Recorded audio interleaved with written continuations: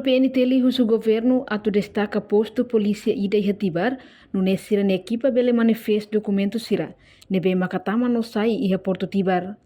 Terça-feira ne iha sala conferência imprensa Comando Geral Caicole Dili, porta-voz Comando PNT li Superintendente Polícia João Belo dos Reis. Hato recomendação nida ne relaciona hosasan ilegal sira nebe emalore tama durante ne. Lihusi Porto Tibar, liu sasan sensitivo sira, hanesan droga no sasan contrabando seloktan. Razão na monta posto polícia ida, iha Tibar nune polícia bele manifesto documento sira. Nebe tama no sai Porto Tibar, tamba durante ne sasan ilegal tama bara lihusi Porto refere. João Belo Hatete, autoridade de segurança recomenda Cleorona atu destaca equipa ida iha Porto Tibar. Atu nune manifesto documento sira nebe makatama, pelo menos autoridade de segurança hatene.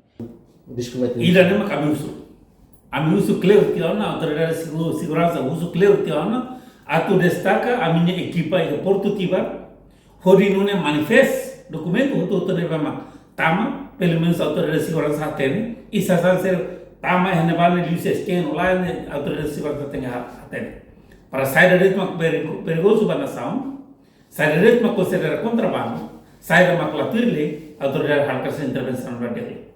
Nossa sansira nebe tama husi Porto Tibar ne tem que halo li husi scan tamba autoridade de segurança hatene kona ba saída mak perigoso ba nação Timor-Leste nossa sang nebe tama categoria contrabando autoridade de segurança halo que essa intervenção.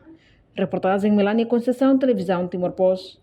Janela informação ba emohoto atu tem informação atual dia kliu kita haluha haneham botão subscribe like halo comentário no fahe tutang ba media sosial hotu.